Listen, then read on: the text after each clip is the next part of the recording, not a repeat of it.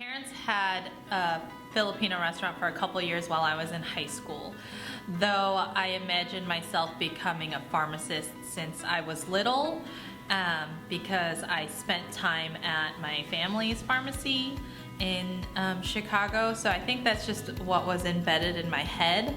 And after my first year at a university, and my chemistry grade, I decided that it just wasn't for me anymore. And so I had a friend that said, hey, you want to check out Kendall College with me?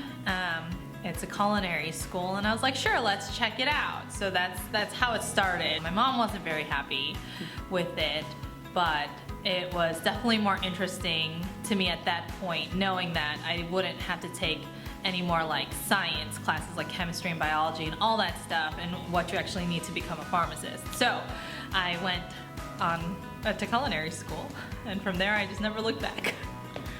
Most of my specialty would be in like French cuisine and French pastries, but every time someone asks me like what my favorite food is or favorite thing to make, it's really like new things for me, whether it's savory or pastries, but that's where most of my background is. So I do prefer French pastries a lot more than some of the American stuff, but don't get me wrong, I do like chocolate chip cookies.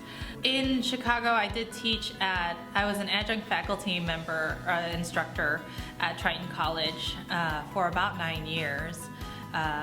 It was in River Grove, so right outside Chicago, and I was teaching, knife skills and some other like preparatory classes. And when I moved down here, I worked a couple of jobs beforehand. One in a daycare because it was convenient, because you get free daycare. So if you cook for a daycare, you get free daycare. So it really worked out for me. And then I was working with a friend, helping them out with their wholesale business, their wholesale baking business. And it just came to the point where after like a year and a half, I was tired of driving 40 miles each way, so 80 miles round trip. And I was like, all right, I'm gonna look for another job. And this job posting came up, and Chef Ched had taught here prior, and he had taught when we first moved here. And he told me about it, and at that time, I'm like, sure, I'll take a look. I wouldn't mind teaching again. So that's how I ended up here, and it's been almost 2 years, and I love it. I went to a school that had started in Evanston, so close to Northwestern University. And once we moved downtown to Chicago, it became mass production in a way. It was like kind of like pumping out chefs.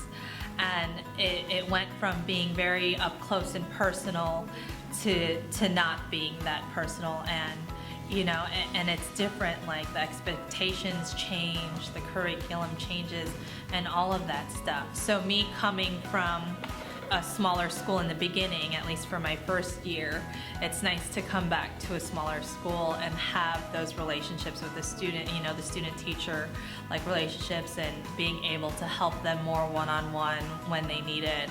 Between like all of us as instructors, we have like all different backgrounds, which we're able to offer the students, which is really nice. I always try to get them to be a little bit more comfortable, because sometimes they're very shy. Even the third semester students now, they're still a little shy. Usually by now I loosen them up a little bit, so they're a little bit more chatty, but I know if you don't bake a lot, it makes you nervous. I do tell them the truth. I kind of don't sugarcoat it, because there's really no point. Otherwise they'll figure it out soon enough. I just say, okay, well, make sure that this is something you really want to do, because you're investing your time, and it's hard because it's not easy to have to stand on your feet 8 to 12 to 14 hours a day, depending on what sector of the industry you actually get into.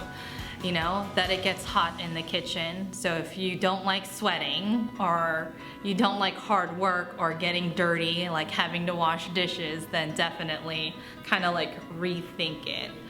Even if you're going into like private chef like the private chef business, you're still gonna have to do the legwork in the beginning because you're not gonna be able to afford employees yet, right?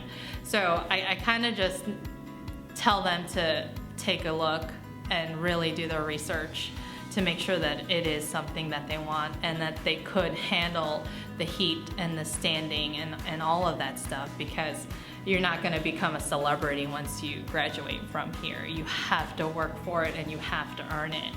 So sometimes when people say it's what I want to do, and I was like, okay, as long as you've thought about it, that's great. But if it's on a whim, then I make you think about it just to make sure. I mean, if you get in here and you really want to be here, the payoff is being able to cook something great and someone really loving it. So someone telling me that, oh, they had my cake, or oh, they had this meal that was made by me or whoever, like that's the reward in itself, like knowing that you can do that for someone through food. So create something different or create an experience for someone is nice.